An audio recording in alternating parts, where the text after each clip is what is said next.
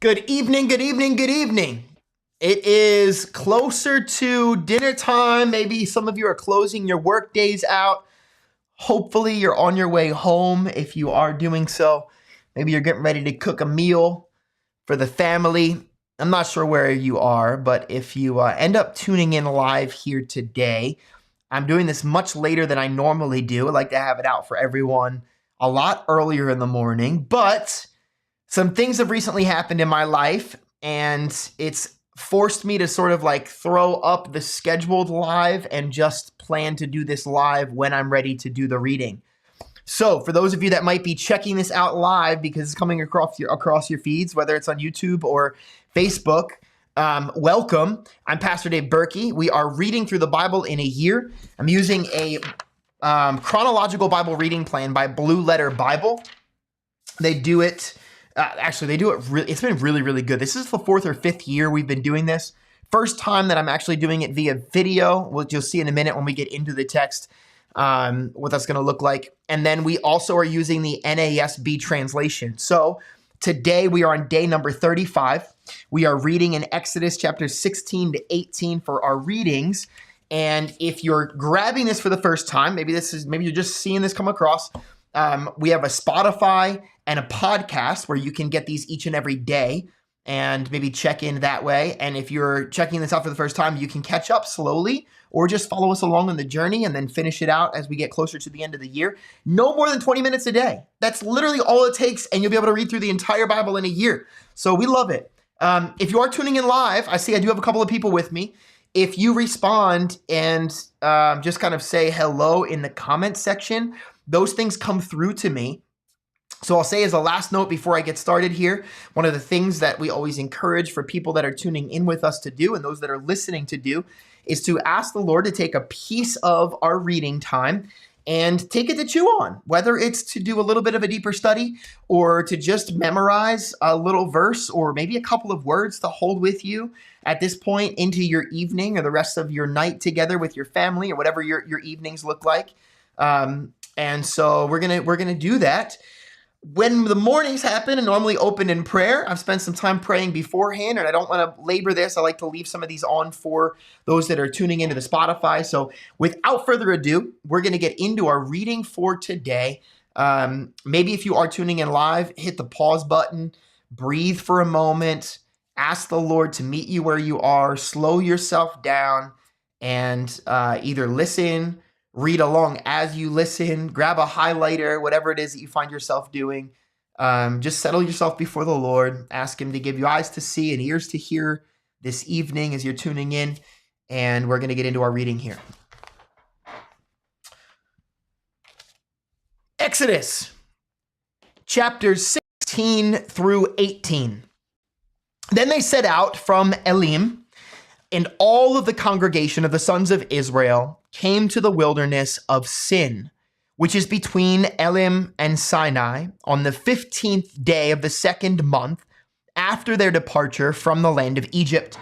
The whole congregation of the sons of Israel grumbled against Moses and Aaron in the wilderness. The sons of Israel said to them, "Would that we had died by the Lord's hand in the land of Egypt, when we sat by the pots of meat, when we ate bread to the full, for you have brought us out into this wilderness to kill this whole assembly with hunger."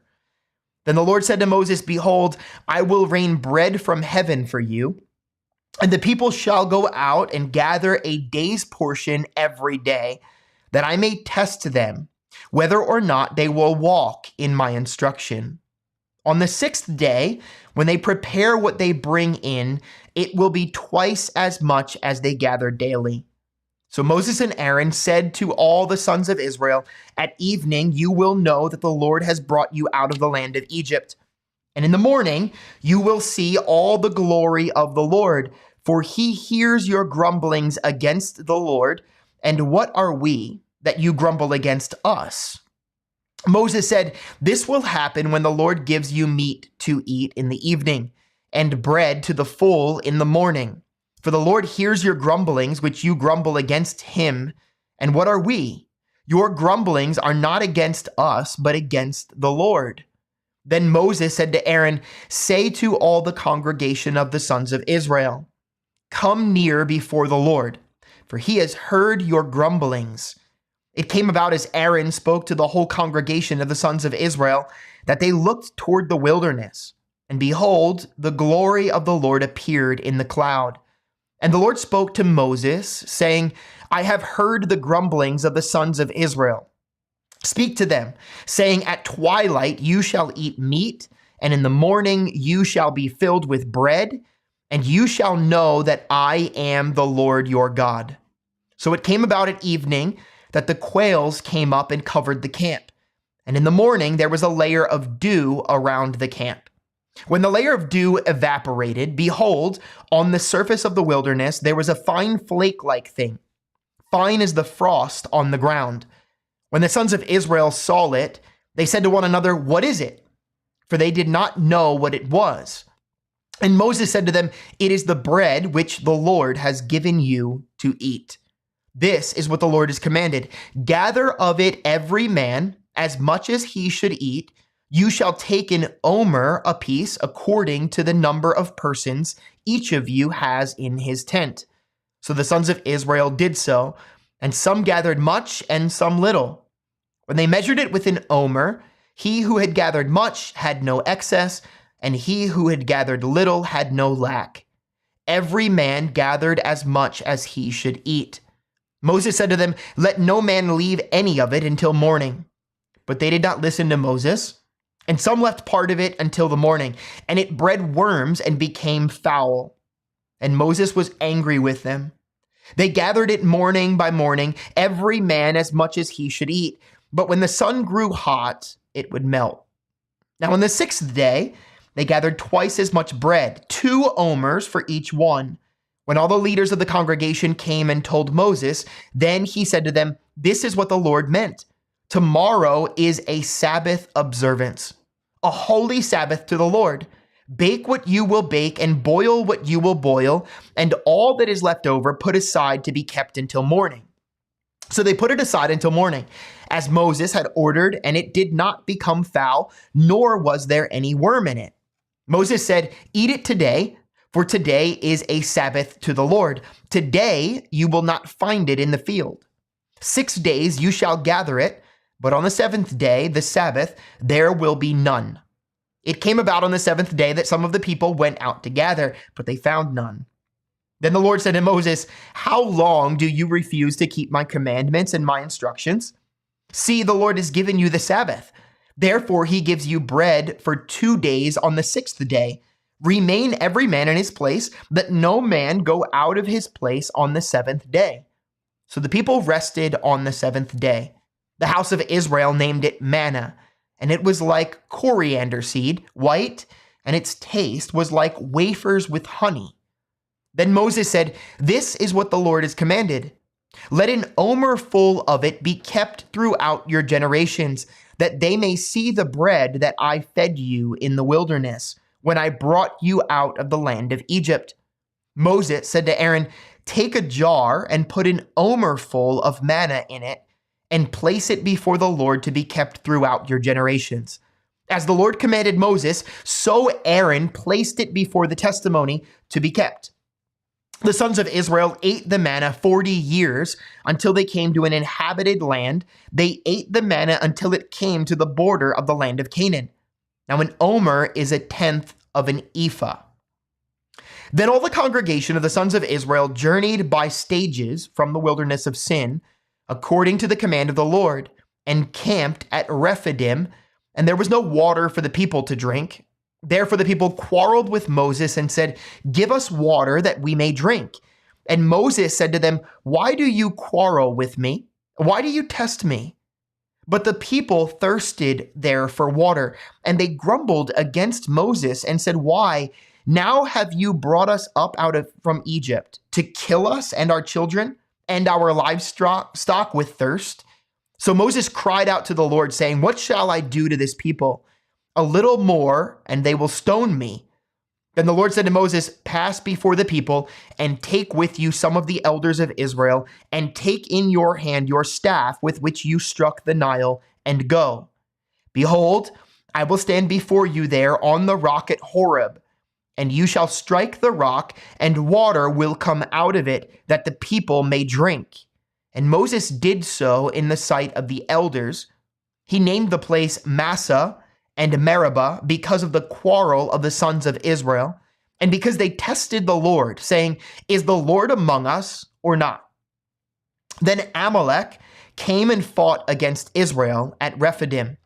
So Moses said to Joshua, Choose men for us and go out. Fight against Amalek. Tomorrow I will station myself on the top of the hill with the staff of God in my hand. Joshua did as Moses told him and fought against Amalek. And Moses, Aaron, and Hur went up to the top of the hill. So it came about when Moses held his hand up, that Israel prevailed. And when he let his hand down, Amalek prevailed. But Moses' hands were heavy. Then they took a stone and put it under him, and he sat on it. And Aaron and Hur supported his hands, one on one side and one on the other.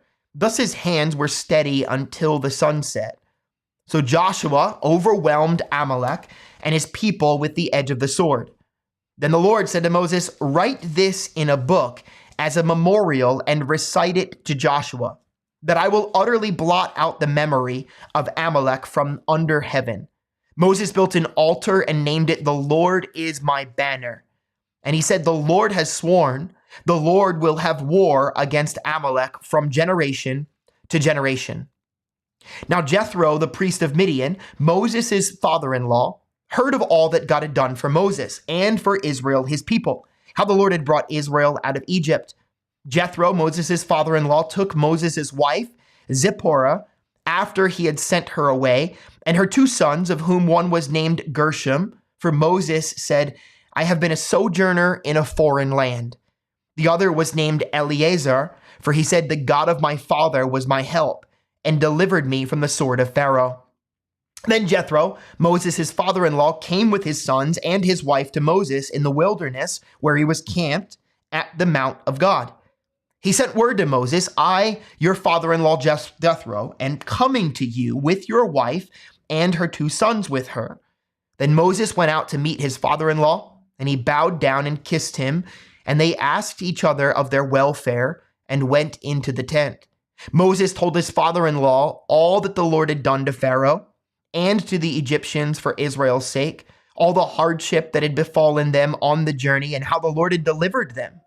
Jethro rejoiced over all the goodness which the Lord had done to Israel in delivering them from the hand of the Egyptians. So Jethro said, Blessed be the Lord who delivered you from the hand of the Egyptians and from the hand of Pharaoh, and who delivered the people from under the hand of the Egyptians. Now I know that the Lord is greater than all the gods. Indeed, it was proven when they dealt proudly against the people. Then Jethro, Moses' father-in-law, took a burnt offering and sacrifices for God, and Aaron came with all the elders of Israel to eat a meal with Moses' father-in-law before God. It came about the next day that Moses sat to judge the people. And the people stood about Moses from the morning until the evening.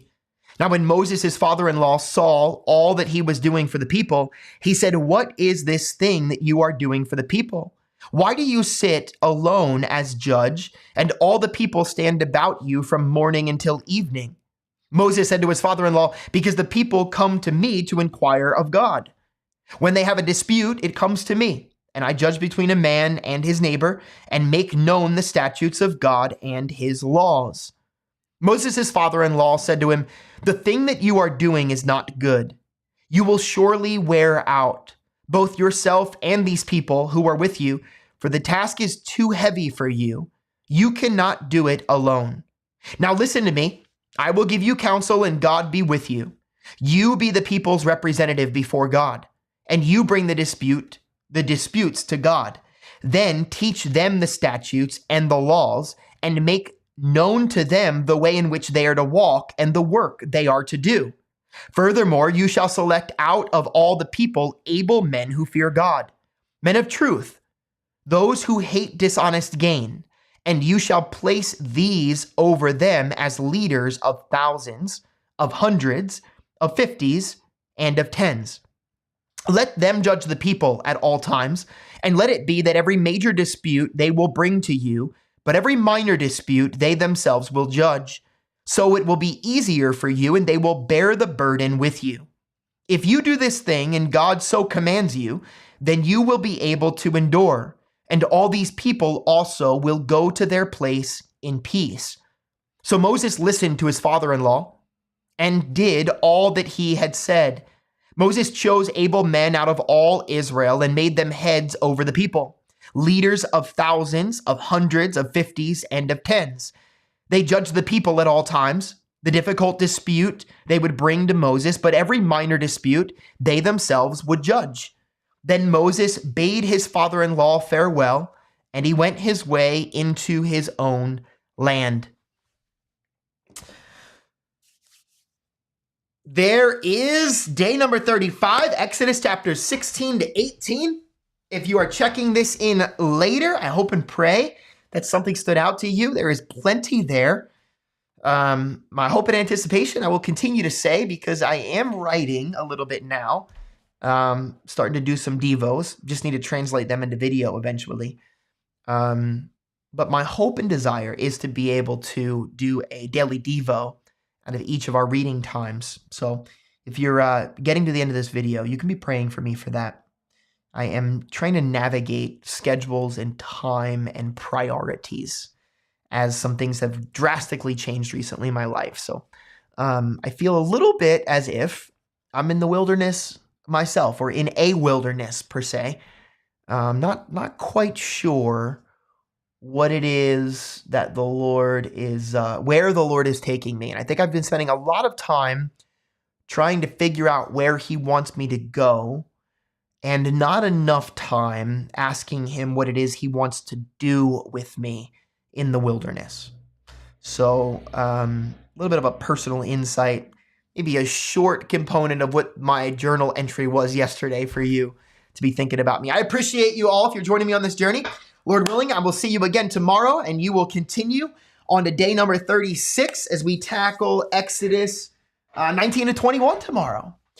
Have a wonderful day, a wonderful evening, and may the Lord bless you. See you.